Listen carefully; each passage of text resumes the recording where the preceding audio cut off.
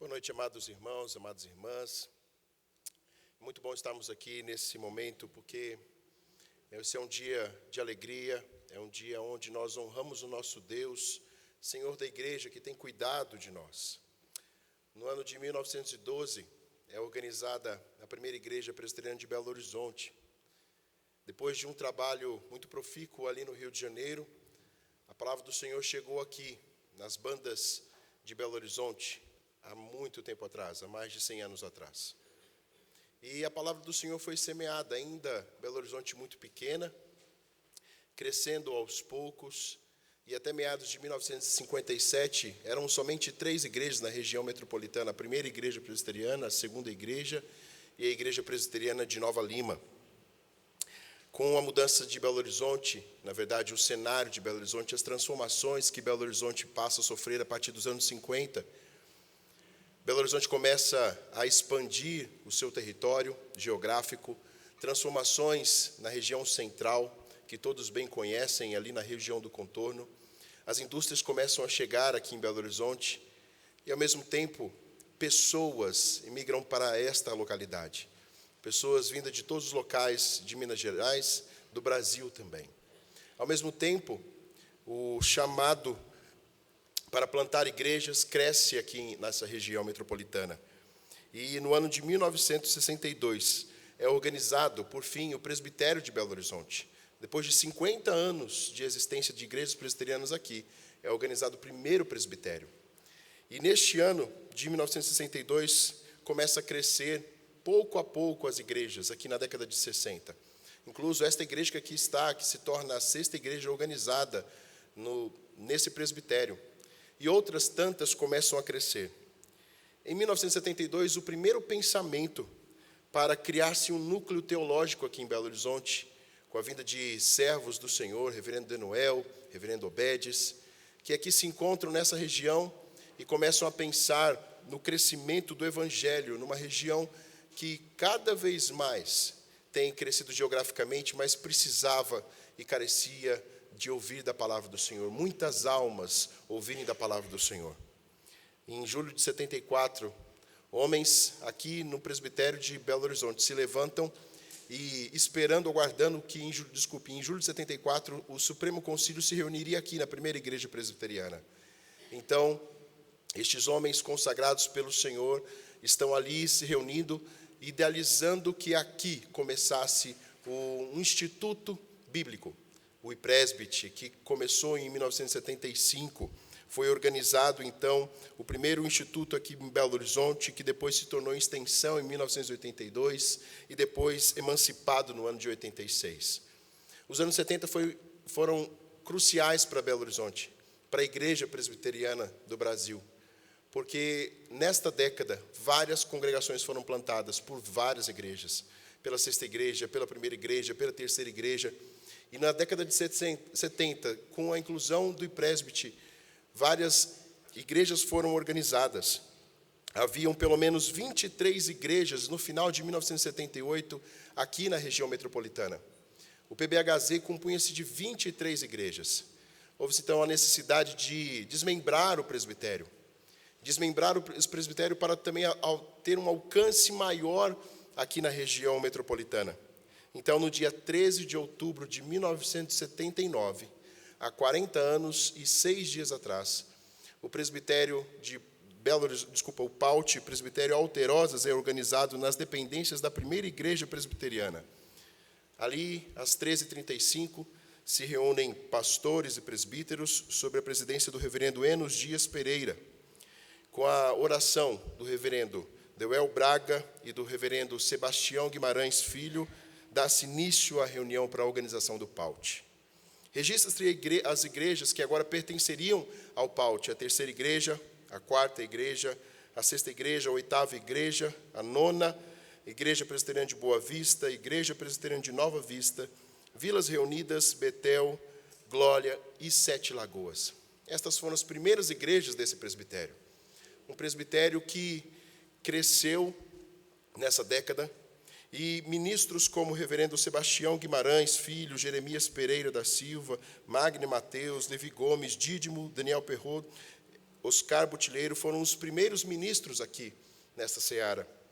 Naquela data de 1979, foram eleitos o reverendo Magner Martins de Souza como presidente, o vice-presidente reverendo Daniel Perros Celos, o primeiro secretário presbítero Altair Ribeiro Soares, o segundo secretário reverendo Sebastião Guimarães, secretário executivo presbítero Getro Machado da Silva e tesoureiro presbítero Wilson Gonçalves Pova.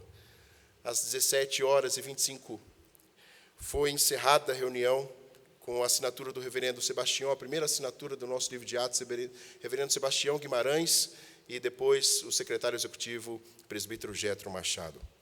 O PAUT, como eu disse, cresceu nesses anos. No ano de 86 e 89, passou por mais desmembramentos, e a região hoje metropolitana conta com mais de 150 igrejas. Mas não é para a glória do homem que aqui estamos, queridos. É para a glória do Senhor. Porque se aqui estamos, é por graça de Deus. Se aqui e até agora crescemos e estamos comemorando 40 anos, é o Senhor que deve ser honrado e glorificado. Porque Ele tem usado homens falhos. Há muitas lutas que enfrentamos nesses 40 anos. Há muitas vitórias, mas lutas ainda persistem. Há muitas lutas a serem travadas. Mas o chamado continua o mesmo. Servir ao Senhor com fidelidade. Servir ao Senhor e tudo aquilo que fizermos seja para a honra e glória do nosso Mestre. É por isso que nessa noite nos reunimos, depois de 40 anos e 6 dias, para continuar louvando o nosso Deus, para continuar pedindo graça e misericórdia sobre esse presbitério, sobre a igreja do Senhor, para que venhamos a ser fiéis até o fim, até a volta do nosso Mestre. Vamos louvar ao nosso Deus, vamos prestar um culto agradável ao nome dEle.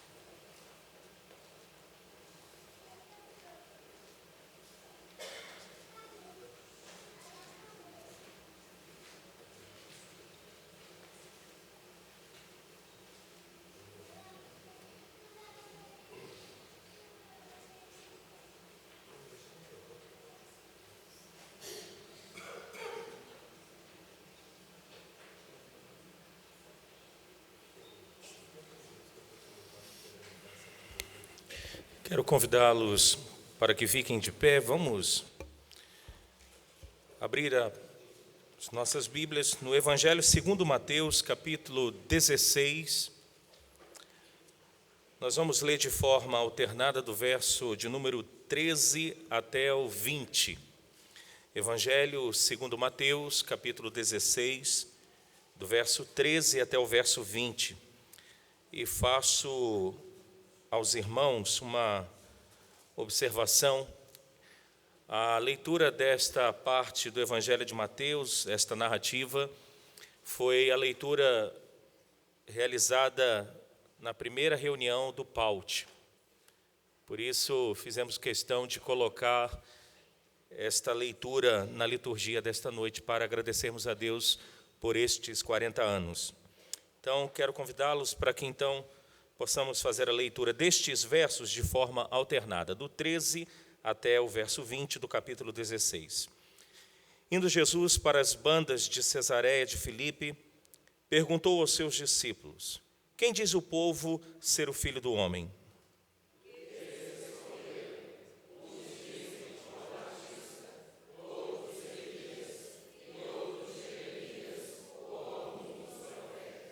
Mas vós, continuou ele, quem dizeis que eu sou?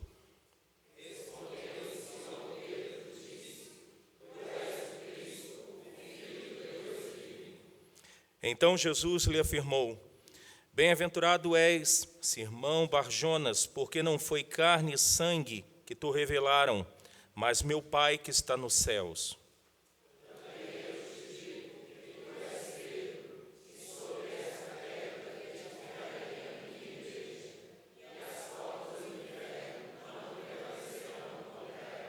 Dar-te-ei as chaves do reino dos céus. O que ligares na terra terá sido ligado nos céus, e o que desligares na terra terá sido desligado nos céus.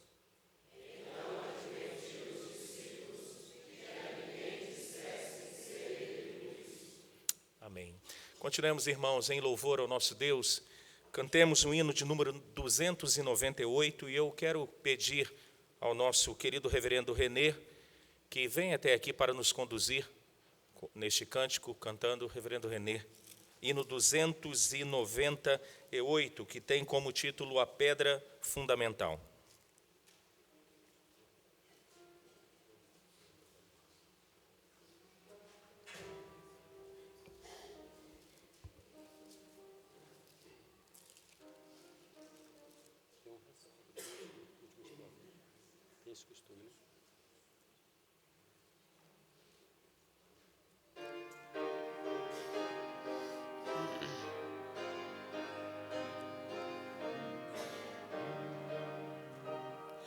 Da igreja o fundamento é Cristo Salvador, em seu poder descansa e é forte em seu amor, pois nele alicerçada, segura e firme está, e sobre a rocha eterna jamais se abalará. A pedra preciosa que Deus predestinou sustenta pedras vivas que a graça trabalhou. E quando o monumento surgir em plena luz, a glória do edifício será do Rei Jesus.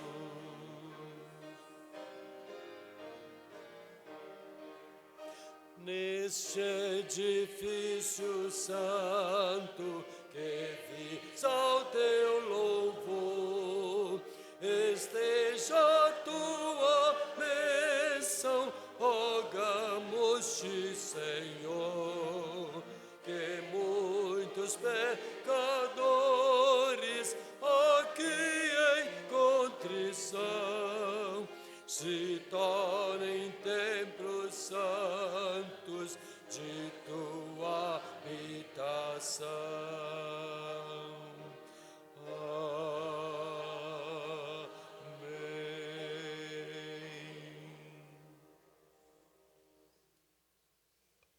Ainda de pé, nós vamos ter uma oração de louvor ao nosso Deus, uma oração também no misto de gratidão pela bondade e pela graça de Deus ao longo destes 40 anos.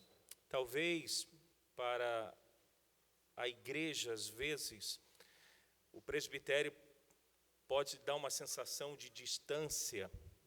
Parece que é algo que não está na nossa vida, no nosso dia a dia, na nossa rotina, mas como igreja que estamos ligados ao presbitério das Alterosas, é fundamental isso, irmãos.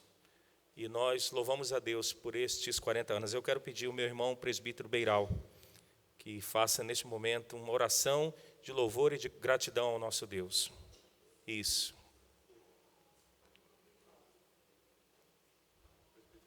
Nivaldo.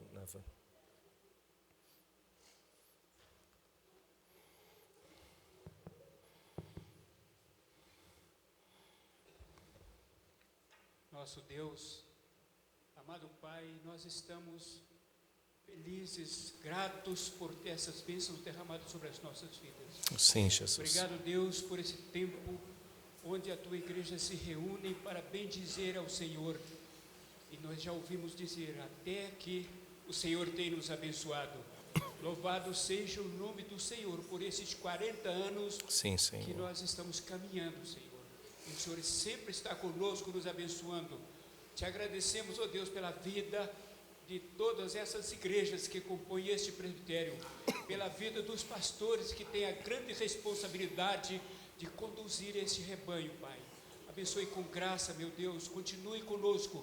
Nós precisamos, nós carecemos da misericórdia e da bondade do Senhor. Sim, Senhor. Nesta noite, Pai, nós te louvamos, nós bendizemos o teu nome.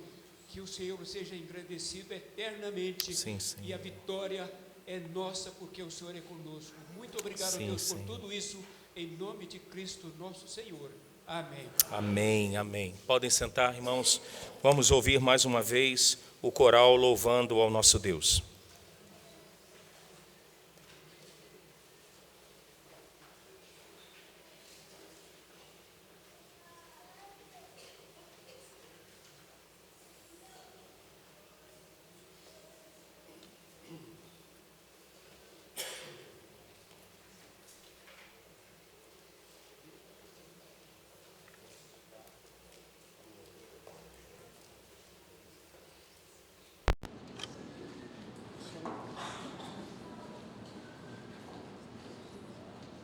Nosso regente veio aqui hoje e falou assim, se alguém quiser cantar junto com o coral, este louvor ao nosso Deus, fique à vontade, porque é uma canção conhecida, maravilhosa graça.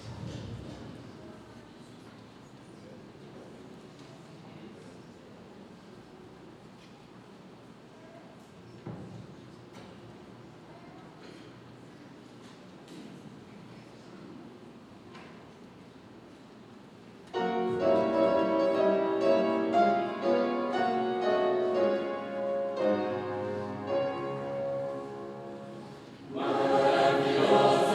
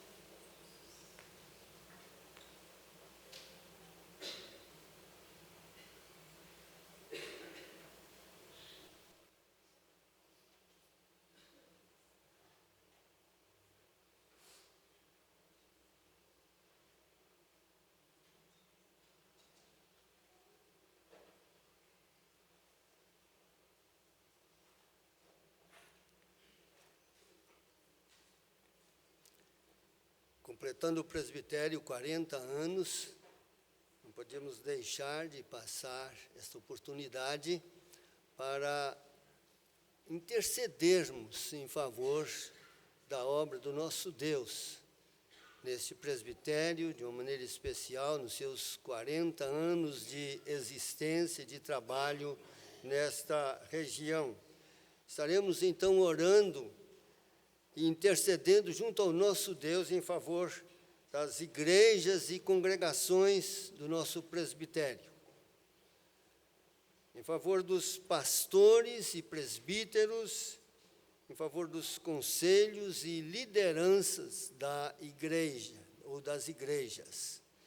E eu gostaria que, nesse momento, toda a igreja se colocasse de pé, e quero convidar o nosso irmão, o reverendo Eliezer Monteiro, que nos conduza nessa oração de intercessão junto ao nosso Deus, pastores pelas igrejas e congregações, presbíteros e pastores, conselhos e lideranças da igreja.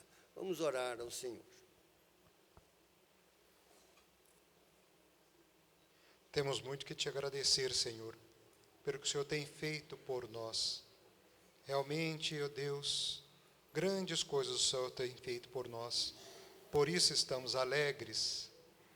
Queremos te louvar, ó Deus, pela existência da Igreja Presbiteriana do Brasil e desse presbitério que tem servido fielmente a tua obra, pautado, ó Deus, pela Igreja Presbiteriana, dentro dos princípios reformados, e com muito custo tem preservado fielmente aos teus desígnios, aos teus propósitos, e também a fé reformada que nós confessamos.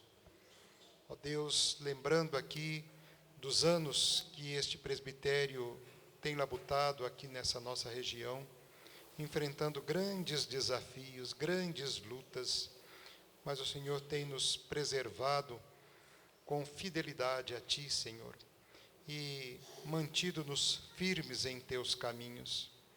Graças a Ti, ó Deus, e também às igrejas e a liderança que compõe este presbitério. Nós oramos, ó Deus, neste dia em que comemoramos 40 anos de organização, em favor, ó Deus, das igrejas que compõem nosso presbitério, as congregações que estão aí despontando como fruto, ó Deus, resultado do trabalho evangelístico dessas igrejas. Oramos, ó Deus, em favor dos pastores e presbíteros que compõem a liderança destas igrejas e também do presbitério. Oramos, ó Deus, em favor da tua obra missionária espalhada aí pelo mundo, que tem sido apoiado, ó Deus, pelas igrejas do nosso presbitério. Nós te pedimos que o Senhor nos ajude a manter sempre este propósito de te servir e de levar adiante a tua obra, não só aqui na nossa região, ó Deus, mas também em todo nos preservar e nos enviar. Que o Senhor abençoe, ó Deus, a atual liderança deste presbitério, nesta mesa administrativa, nesta comissão executiva, fazendo, ó Deus, com que possamos sempre ficar firmes em teus propósitos. Muito obrigado por isso, ó Deus. Muito obrigado pelo teu povo, pela tua igreja, destas igrejas e deste presbitério. Oramos agradecidos em nome do Senhor Jesus. Amém. A igreja pode se assentar. Eu gostaria de convidar o povo de Deus para abrir a sua Bíblia em Atos, livro de Atos dos Apóstolos, no capítulo 20, onde nós estaremos lendo do versículo 28 a 35, texto que nos ensina sobre o que é a igreja, o que os presbíteros, pastores e presbíteros regentes devem realizar, se dedicar na obra do Senhor. Paulo é que nos ensina sobre isto neste texto, falando aos presbíteros de Éfeso. Vamos ler estes versículos de Atos 20, de 28 a 38.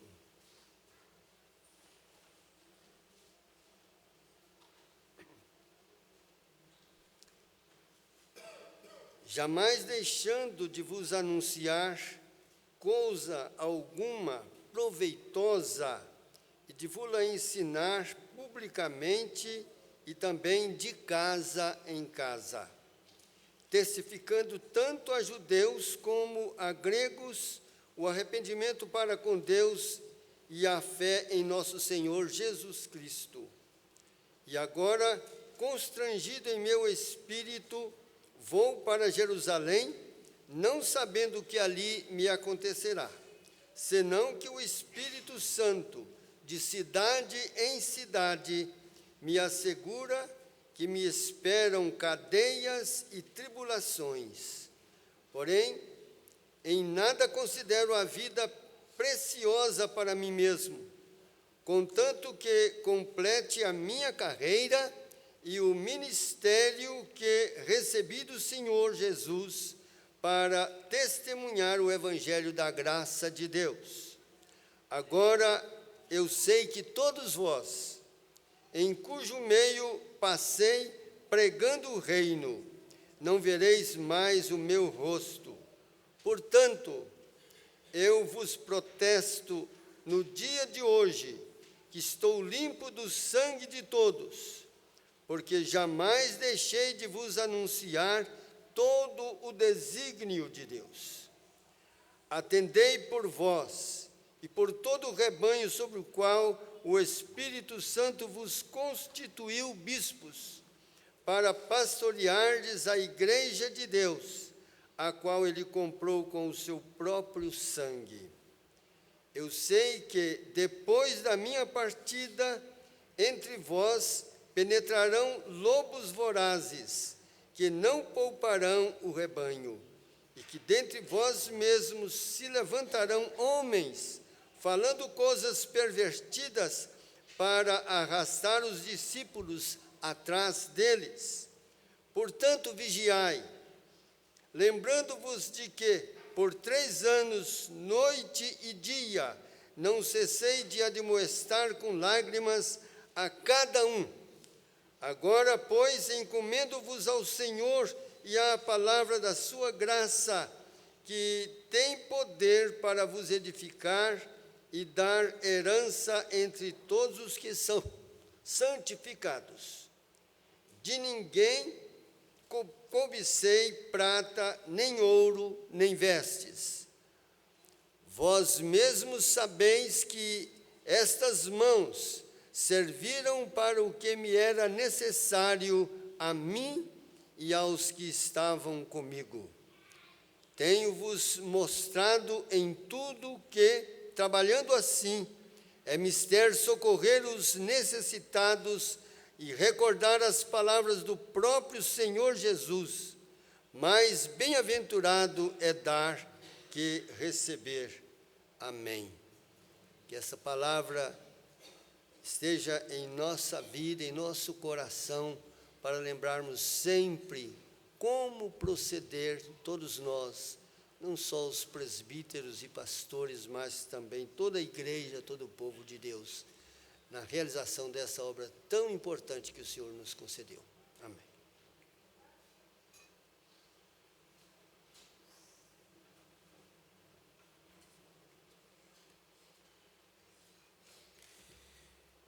Uma alegria poder participar desta festa, na noite deste dia, e comentando aqui, eu estava dizendo que mais de 2/3 da minha vida de conversão foi junto ao presbitério, a quem posso servir o nosso Deus, e estando junto nesse instante é um privilégio poder comemorar esses 40 anos.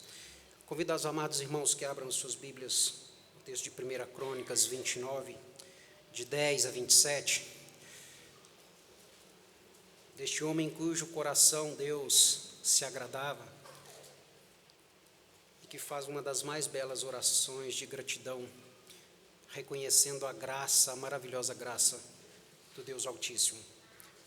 1 Crônicas 29, de 10 a 27, nós faremos a leitura deste texto de forma alternada.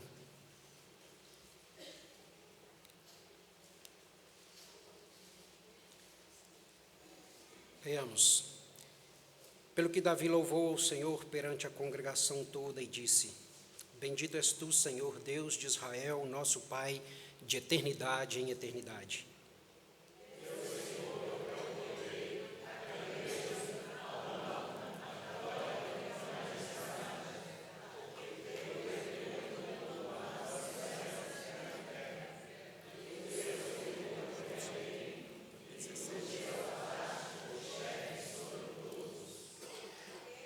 Riquezas e glória vêm de ti, tu dominas sobre tudo, na tua mão há força e poder, contigo está o engrandecer e a tudo dar força.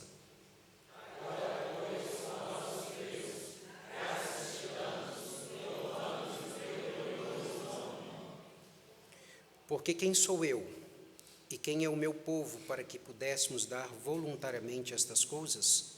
Porque tudo vem de ti e das tuas mãos tu damos.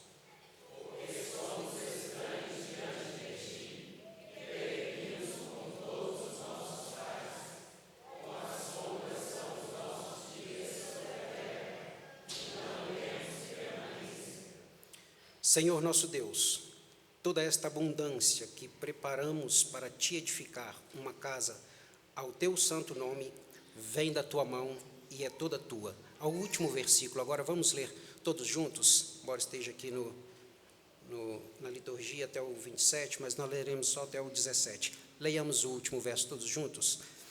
Bem sei, meu Deus, que tu provas os corações e que da sinceridade te agrada. Eu também, na sinceridade do meu coração, dei voluntariamente todas estas coisas. Acabo de ver com alegria que o teu povo, que se acha aqui, te faz ofertas voluntariamente. Que alegria para o nosso coração nós vermos esta oração de Davi, reconhecendo a graça do nosso Deus e de tudo que temos vem das mãos dele. Vamos ser conduzidos agora com os 2 cânticos, e para isso eu peço aos irmãos que se coloquem de pé.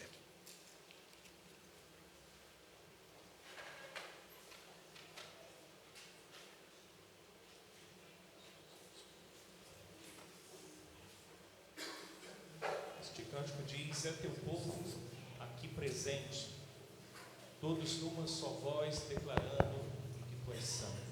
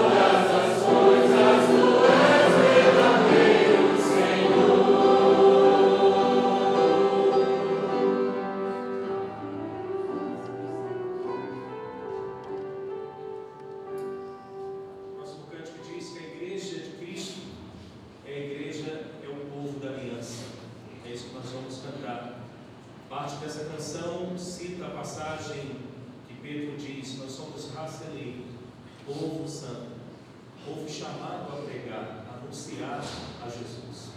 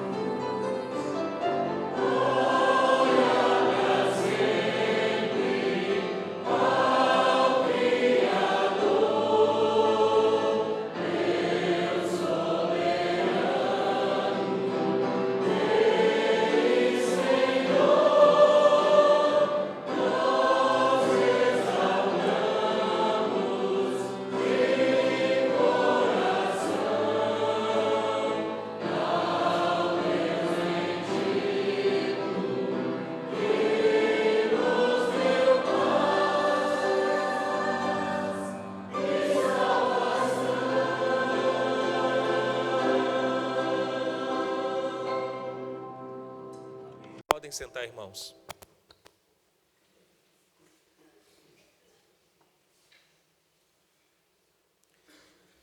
Nesse momento nós passamos a um instante em que o Senhor vai usar o servo dele para falar ao nosso coração, nos trazendo uma mensagem. Convido o reverendo Ulisses para que tome a palavra nesse instante.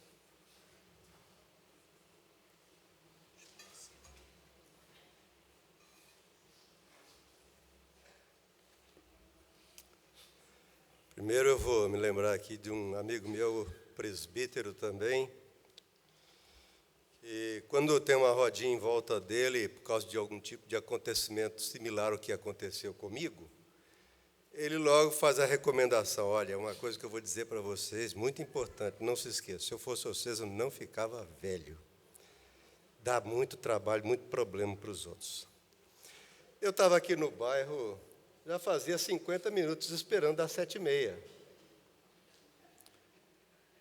Paramos na padaria ali na pracinha do EPA para fazer um lanchinho para o Licinho, para pelo menos o Licinho já se adiantar.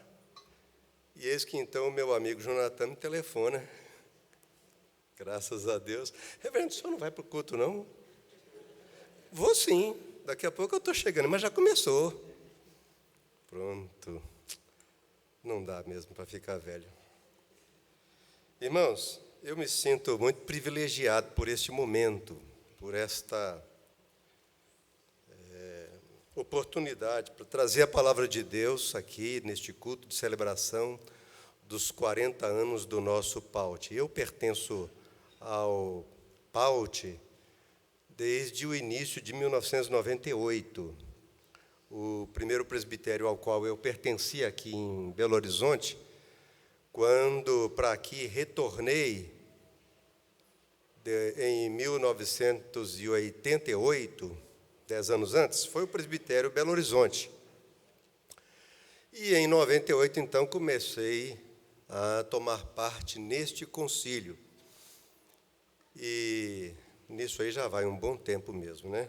Me sinto privilegiado, porque com tanta gente boa para trazer a palavra de Deus neste momento, nesta celebração de 40 anos, acabou que eu recebi esse convite. É uma honra. E eu vou convidá-los, então, a abrir um versículo na palavra de Deus, lá em 1 Timóteo, capítulo 4. E eu vou usá-lo, já de antemão confesso para vocês, não para fazer uma exposição quanto ao versículo propriamente, mas em se tratando de um culto que é celebrativo, são os 40 anos do presbitério das Alterosas, e em se tratando da particularidade deste versículo, que é o versículo 14 de 1 Timóteo 4, eu não tinha outro versículo, então, para escolher, vocês vão entender por quê, já. 1 Timóteo 4,14, o apóstolo Paulo está se dirigindo ao seu filho na fé, Timóteo, e a palavra dele, em tom de recomendação, é: não te faças negligente para com o dom de Deus que há em ti, o qual te foi concedido mediante profecia, com a imposição das mãos do presbitério. E a razão da minha escolha deste versículo é porque no Novo Testamento é a única ocorrência da palavra presbitério com a conotação e ao Espírito Santo. Aprove trazer ao apóstolo Paulo para uso nesta passagem e, portanto, ela é singular. É verdade que há pelo menos mais duas ocorrências da palavra presbitério aqui no Novo Testamento. Uma está em Lucas 22, outra está em Atos 22. Mas em ambos os casos, não tem esta conotação. Lá, a palavra presbitério já é, em nossa língua portuguesa, traduzida e não transliterada. Na língua grega, presbitério é presbiterion, uma palavra que tem caráter coletivo. Lá é traduzida por anciãos, estava se referindo ao sinédrio judaico. Mas aqui não. Aqui é o caso único em todo o Novo Testamento em que o apóstolo Paulo faz uso deste vocábulo com a conotação que se pretendeu postergar para todas as gerações posteriores enquanto houvesse igreja. Então, eu parto deste versículo por esta razão. Um grego, ouvindo a palavra presbitério em tempos assim, digamos, anteriores ao tempo dos escritos bíblicos, ele provavelmente pensaria outra coisa. Ele pensaria no Conselho dos 500. O que era o Conselho dos 500? Lá no 6º século antes de Cristo, um dos 7 sábios gregos pré-socráticos. O mais famoso deles era Tales de Mileto. Mas Tales era de Mileto. E em Atenas havia um outro destes 7 sábios chamado Solon, que alguns poderiam dizer apenas Solon, para fazer assim como os espanhóis, né? Pois bem, Solon foi quem postulou a criação desse conselho.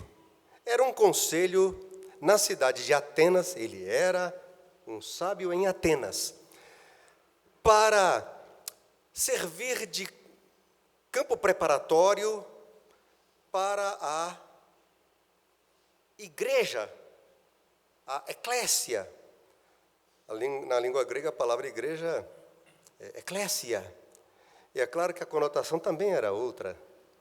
A eclésia era a assembleia de todos os cidadãos. E o conselho dos 500 era uma assembleia de homens livres, notáveis, escolhido por suas qualificações para servir como conselheiros na cidade, como julgadores na cidade, como legisladores na cidade e como preparadores para todas as assembleias da cidade de Atenas.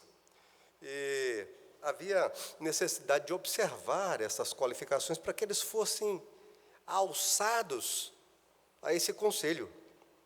Uma dessas qualificações, por exemplo, era quanto aos seus antecedentes. De que família é esse homem que está sendo indicado para pertencer ao conselho da cidade? Onde está o túmulo da família? Qual é o seu passado? Ele é um bom cumpridor das leis? Ele cumpriu o serviço militar adequadamente? Ele paga os tributos fielmente? Ele tem bom testemunho de toda a população? Ele tem experiência de vida? É praticante da religião? E uma coisa muito importante era a sua idade, para retratar essa sua experiência. Em Atenas, naqueles dias, dizem os estudiosos, a expectativa de vida era em torno de 70 anos de idade. É claro que sempre houve quem ultrapassasse essa marca. E também sempre houve quem ficasse bem aquém dessa marca. Então, medianamente, 70 anos de idade. 60 anos era o tempo em que estava cessando a atividade produtiva de um cidadão. Era o tempo, portanto, entre aspas assim, da sua aposentadoria. Para pertencer ao conselho dos 500 na cidade, era preciso, portanto, que ele tivesse no meio do caminho desta sua fase produtiva em idade, no mínimo 30 anos para pertencer ao conselho. Chegando aos tempos bíblicos, aqui em Atos 17, nós encontramos uma palavra que identifica pelo lugar o mesmo que se representa com esse conselho de 500 na cidade. Era o Areópago. Então, quando alguém ouvisse a palavra presbitério, na sua etimologia, na sua história, certamente pensaria naquele corpo de cidadãos notáveis, bem reconhecidos, bem reputados da cidade, que cumpriam um papel de grande importância na sua vida política, civil e um reflexo em todas as áreas. Eles eram o presbitério da cidade. Agora, quando o Novo Testamento é escrito, é claro que a figura em si não é criada no tempo do Novo Testamento, ela vem do Antigo Testamento. Lá, ainda nos dias da instituição da Páscoa no Egito, Deus já deu ordens para que os anciãos do povo de Israel antecedessem todas as providências junto às suas famílias. Pertencia a eles a incumbência dos preparativos para cada família, para imolar o cordeiro, para esperar o exterminador naquela noite. Depois veio, ainda na trajetória do deserto, o conselho do sogro de Moisés, Jetro, também conhecido como Reuel. Você não pode cuidar desse povo assim sozinho. Acerca-te de homens preparados para também dividirem com você esta tarefa. Em Números, o Senhor mesmo aparece agora instituindo este grupo em Israel. Era o grupo dos anciãos, pois na Septuaginta seria muito pacífico, então, designá-los com este nome que a nós aqui é tão peculiar para a celebração dos 40 anos. Eles eram o presbitério. Eles eram os mais idosos, os mais experimentados do povo para conduzir, para julgar, para aconselhar, para dividir o governo daquele povo com Moisés e depois com os demais que lhe sucederam na liderança do povo. Em Ezequiel, no capítulo 7, nós encontramos uma anotação muito importante e que destaca uma das incumbências destes anciãos, o presbitério do povo de Israel. E a incumbência de grande importância ali destacada pelo profeta é que eles deveriam ser conselheiros. Conselheiros.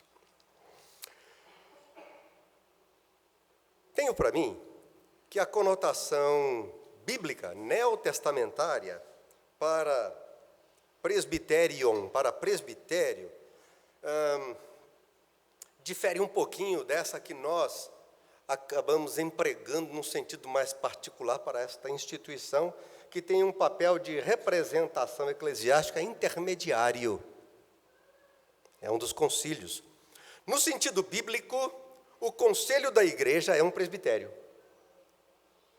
No sentido bíblico, aonde se ajuntarem para exercerem suas funções por Deus designadas, começando com o ensino primário que vem lá do Antigo Testamento, dos anciãos, e agora com as recomendações apostólicas para o exercício destas funções, aonde estiverem anciãos ordenados com imposição de mãos, ali está um presbitério.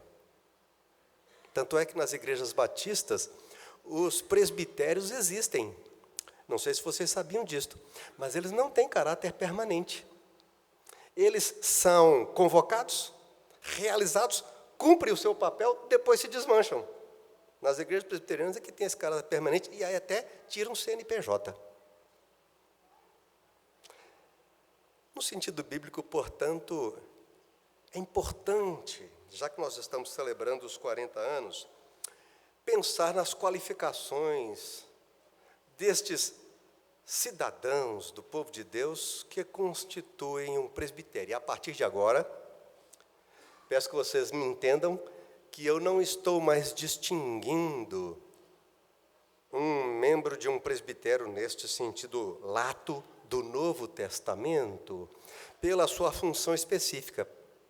Pastor é presbítero, presbítero é pastor.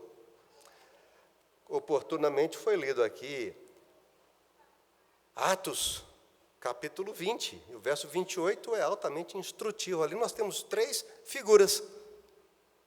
Temos presbíteros, temos, porque eles foram chamados de Éfeso em Mileto. Temos bispos, porque eles foram constituídos como tal pelo Espírito Santo. E temos pastores, porque a sua função, diz o apóstolo Paulo, era pastorear o povo de Deus, o povo que ele comprou com seu próprio sangue. Então, a partir de agora, eu não estou fazendo mais nenhuma distinção de essência entre qualquer espécie de presbítero. Porque o Novo Testamento não faz. Distinção de essência não faz. Então, quais são as qualificações, dentre muitas que podem ser enumeradas, que são de suma importância para se lembrar numa oportunidade como esta de hoje?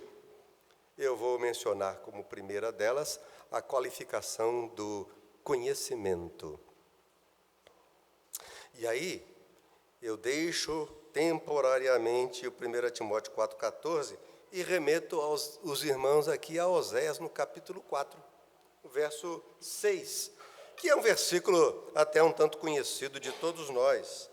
O meu povo está sendo destruído porque lhe falta conhecimento, porque tu, sacerdote, rejeitaste o conhecimento. Também te rejeitarei para que não sejas sacerdote diante de mim. A maioria dos pregadores que lembram desta passagem para por aqui, na lembrança do versículo, mas eu faço questão também de lembrar o restante da referência. E o Senhor continua dizendo, nessa sua imprecação de advertência: visto que te esquecestes da lei do teu Deus, também eu me esquecerei dos teus filhos.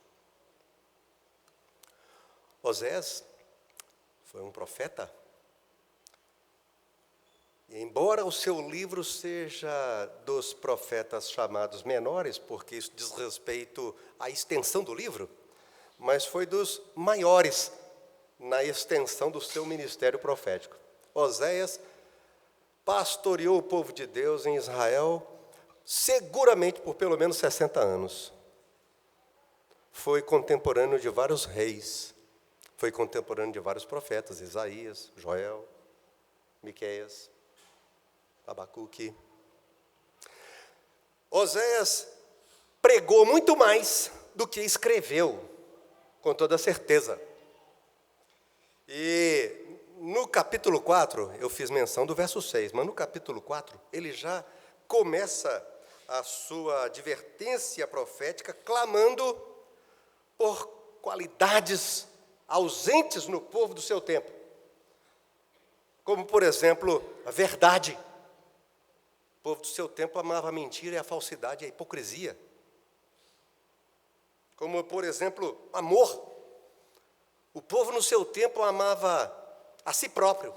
Era a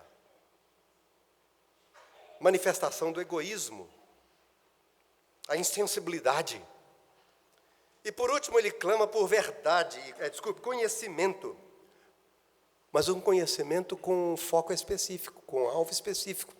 Porque naquele tempo, os olhos e os ouvidos do povo de Deus estavam atentos a muitas coisas, menos à lei de Deus. Eles estavam atentos à internet, às mídias sociais. Não, claro, naquele tempo não existiam estas coisas. Mas eu gostaria que vocês se transpusessem do nosso tempo para aquele tempo e depois voltassem para o nosso. E eu faço a pergunta: havia alguma coisa de diferente entre eles e nós? Eles amavam mais a mentira, a falsidade e a hipocrisia do que a verdade. Eles amavam mais a si mesmos e eram insensíveis, não revelando genuíno amor. Eles faltava o conhecimento, porque os seus ouvidos e os seus olhos estavam atentos a muitas fontes de informação, de conhecimentos, mas não ao mais seguro, genuíno e qualificado, da palavra de Deus. Portanto, irmãos, embora distante de nós 2.500 anos, ou 2.600 anos quase, mas a palavra do profeta Oséias é de muita pertinência para os nossos dias. E pensem comigo, colegas de presbiterato, agora eu já estou usando a minha expressão bem usual. Colegas de presbiterato, independentemente de qual seja o rótulo do seu presbiterato. Olha o que Deus diz: e porque te esqueceste da lei de Deus, também eu me esquecerei dos teus filhos. Que coisa triste, que coisa séria. Deus estava atingindo as famílias dos pastores, dos profetas, dos sacerdotes, dos pregadores daqueles dias, porque eles estavam induzindo o povo a esquecerem a sua própria palavra. Então, começo a ficar assim, preocupado. Irmãos, esse ano, o vestibular para o Ministério Pastoral na Igreja Presbiteriana do Brasil bateu o recorde de procura. 10% mais de candidatos do que no ano passado. Cerca de 430 candidatos para entrar nos seminários da IPB próximo ano. Tenho a impressão de que o número dos que saem do ministério a cada ano também é pelo menos aí, ou mais. Nós estamos vivendo tempo de crises. E a palavra do profeta Osés me parece extremamente pertinente para os nossos dias. Aliás, mais do que a palavra, a sua advertência. Já pensaram?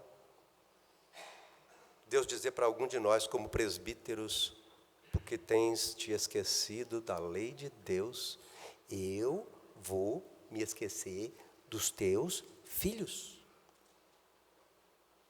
da tua família.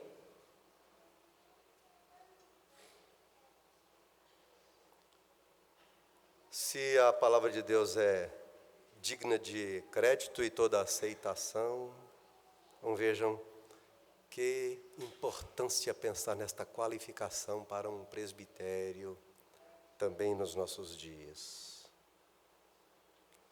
Não precisa ser um conhecimento a nível de doutor da lei, não. Não precisa ser. Mas precisa ser um conhecimento que tenha um revestimento prático. Precisa ser um conhecimento no qual a gente se inteire, se acerque da palavra de Deus e possa traduzir esta palavra de Deus com implicações práticas pertinentes, consistentes, coerentes com o propósito de Deus para o povo de Deus. E dizer para o povo de Deus, lembra-te do dia de sábado para o santificar. E dizer para o povo de Deus o que isso significa para hoje também. Dizer para o povo de Deus, honra teu pai e tua mãe. E por que isso é relevante para hoje em dia ainda? Dizer para o povo de Deus, não adulterarás, não furtarás, não dirás falso testemunho contra o teu próximo. E por que isso é relevante para nós ainda hoje? Revestido de caráter prático, conhecimento prático. Presbitério, agora no sentido amplo da palavra, Deus requer de nós genuíno conhecimento. Por quê? Deus requer conhecimento de todo o povo de Deus. Não pense, os irmãos, que eu estou deixando vocês de fora disto, não. Deus requer de todos nós avanço e aprofundamento no conhecimento da sua lei, dos seus mistérios, da sua verdade. Mas nós, presbíteros, temos que andar na frente. Segunda qualificação, para formar uma palavra, eu gosto de formar essas palavrinhas, né, de associação mnemônica, né? Então, a palavrinha de associação mnemônica de hoje é 100. 100. Então, a segunda qualificação é experiência. Experiência. Eu vou recorrer a 1 Timóteo capítulo 3, recomendações aos presbíteros. Paulo diz, ele não pode ser neófito, para que não se ensoberbeça e incorra na condenação do diabo. Está na essência da sua identidade. Presbíteros, de presbis, que significa aquele que já viveu mais e antes. Zaken, no hebraico. Aquele que já tem quilometragem mais rodada. Boa experiência, diga-se de passagem. Não é qualquer tipo de experiência, não. É boa experiência. Experiência produtiva. Boa experiência, irmãos, é o território conquistado naquela jornada que constrói equilíbrio entre as emoções e a razão, que a todos nós são propriedades comuns, mas ela é a conselheira da nossa vontade, é a conselheira dos nossos atos, é a conselheira das nossas atitudes. Eu lembro do poeta mineiro, com o seu verso diz, a vida é uma escola onde o viver é o livro e o tempo, o professor. Onde alguns são sábios, porém, até hoje, ninguém se formou. É o poeta mineiro. Isso é sabedoria humana, claro. Mas eu vou agora mais longe. Há poucos dias atrás, eu fui à cidade de Timóteo, no Vale do Aço, para a celebração de 90 anos de idade do meu tio, que é pastor. É o pai do Gedaias. O Gedaias falou, o Jalom falou, o Joás falou, depois todo mundo falou, perguntaram para ele: pai, o senhor quer falar alguma coisa? Quero. 90 anos, segurando na sua bengalinha, e ele disse o seguinte, presta atenção no que ele disse: meu povo, eu estou fazendo 90 anos, e neste ano eu estou completando a 74ª leitura completa da Bíblia. 74 vezes. E cada vez que eu completo a leitura da Bíblia, eu descubro coisas novas, maravilhosas. Me deslumbro com a Escritura de novo. Bom, não sei quantos de nós vamos chegar aos 90, né? Mas você pode fazer uma regra de 3 simples da aritmética e entenda que se a sua conta for de 45, então o número seria de 37 leituras. Eu fiz a conta para mim, na regra de 3, eu deveria já ter completado 50. Quem está com 22 já deveria ter feito 18 leituras da Bíblia. Experiência é algo que pode ser, como o poeta disse, a vida é uma escola, onde o viver é o livro, o tempo é o professor, mas existe treinamento. Treinamento existe para abreviar o tempo de aquisição de experiência. Quer treinamento melhor do que esse, em 90 anos de existência, 74 leituras da Palavra de Deus? Ou 37 com 45, ou 18 com 22 anos de idade? Ou 9 com 11 anos de idade?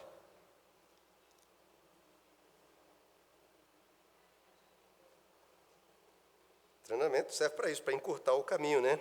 Então, a boa experiência, meus irmãos, é coisa valiosa.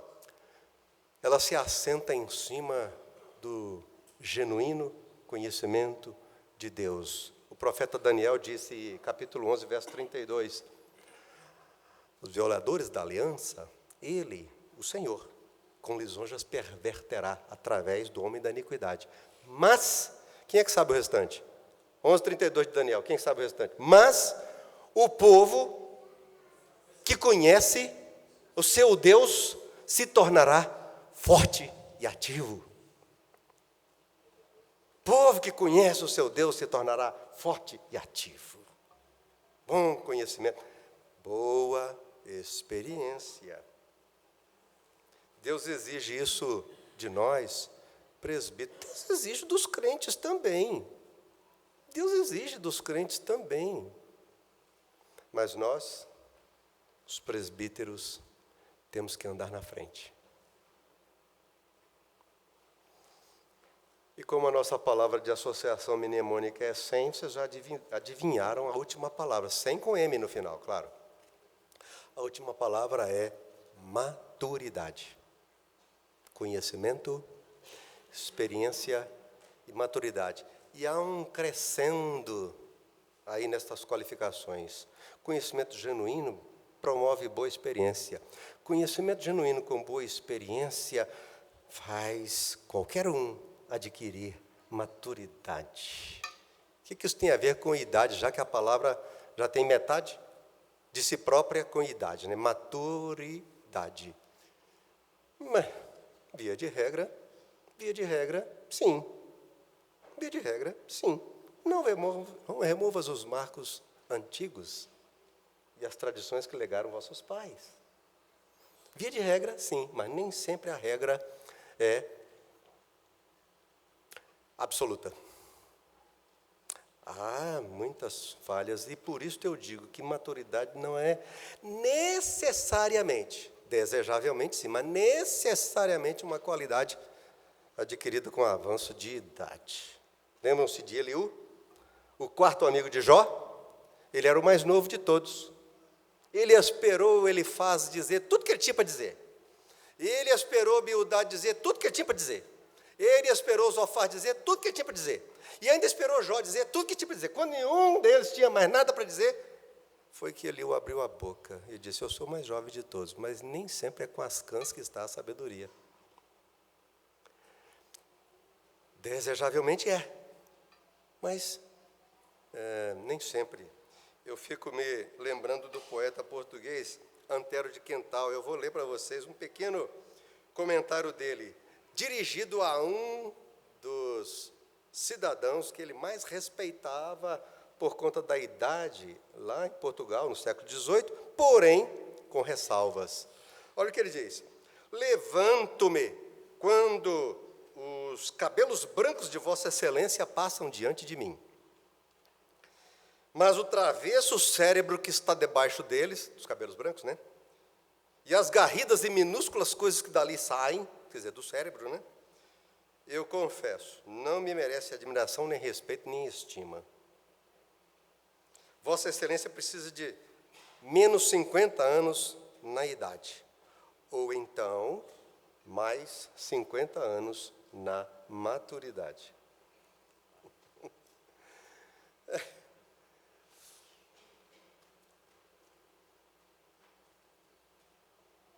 Maturidade, Deus requer de nós, e requer com muita seriedade. É a soma resultante de um conhecimento útil e edificante que a gente adquire e acumula com uma boa experiência que nos induz a fugir dos erros. E eu vou, para isso então, remeter os irmãos a Efésios no capítulo 4, verso 13, em que o apóstolo Paulo também fala sobre algumas propriedades daqueles que foram designados para ajudar o povo de Deus a ser aperfeiçoado na sua rota, na sua jornada de serviço e santificação. Paulo diz: até que todos cheguemos à unidade da fé e do pleno conhecimento do Filho de Deus, à perfeita varonilidade, à medida da estatura da plenitude de Cristo, para que não mais sejamos como meninos. Olha o que esse versículo nos indica. Ele nos indica que há um alvo para todos nós, que é a perfeita varonilidade. Esta perfeita varonilidade equivale ao status da maturidade que Deus espera de nós, especialmente dos oficiais da igreja. Mais do que isto, o texto está dizendo que esta maturidade é uma vacina para não mais nos portarmos como meninos, com infantilidade. E mais ainda, que a mais pura identidade dessa maturidade é a plenitude da estatura de Cristo Jesus. Deus quer que todo crente chegue à estatura, à plenitude da estatura de Cristo Jesus. E Ele comissionou presbiterion, presbíteros, para ajudar o povo de Deus nesse empreendimento de busca. Então, é óbvio que para conduzirmos o povo de Deus a essa perfeita varonilidade, nós temos que chegar antes. Nós temos que ter maturidade. Eu vou fazer um pequeno contraste para vocês. De tanto insistirem comigo para assistir no YouTube um pregador que se tornou aí uma vedete, porque ele é muito engraçado. Ele é engraçado demais. Ninguém aguenta ficar sermão, ouvindo a mensagem dele sem rir praticamente do começo ao fim. Eu, então, fui compelido por essa exigência e fui lá assistir o tal pregador. Ele tem uma quantidade imensa de seguidores nas mídias sociais.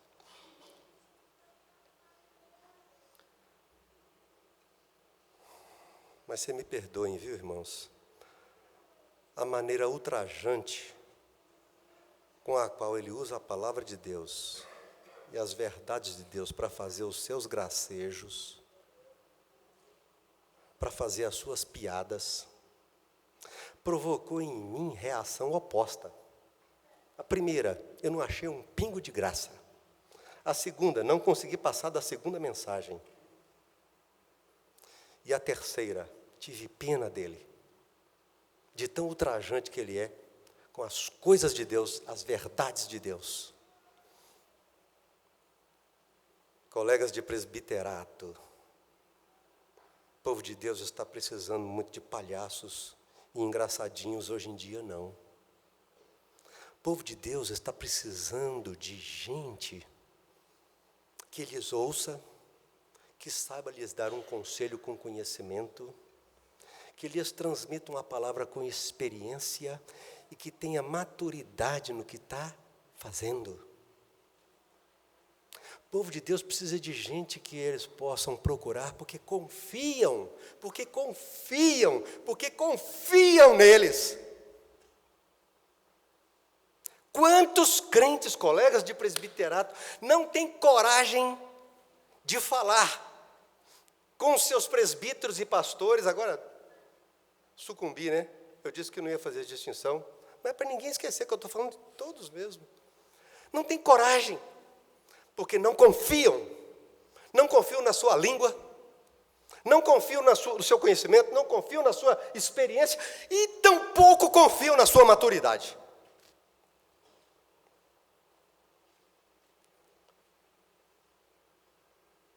Deus está requerendo isso de nós. Requer de todo o povo de Deus.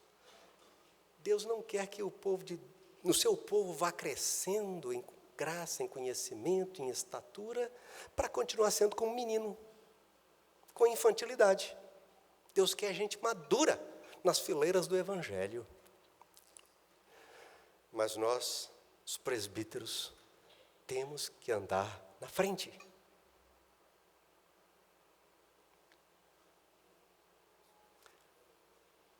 A maturidade é a plenitude da estatura de Cristo. Essa é a perfeita varonilidade.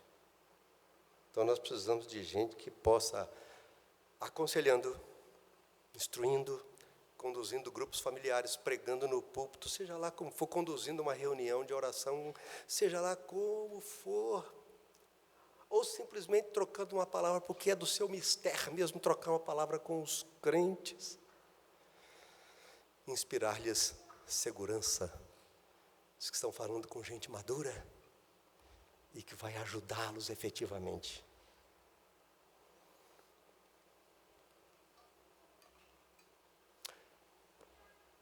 Presbitério. Somos, portanto, mestres, por isso precisamos ser exemplares no conhecimento para transmitir. Somos conselheiros, e por isso precisamos de experiência para proporcionar e partilhar.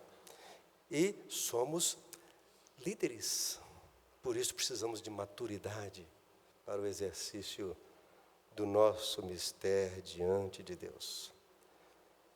Eu quero fazer uma oração agora. E o primeiro alvo desta oração vai ser este pregador aqui.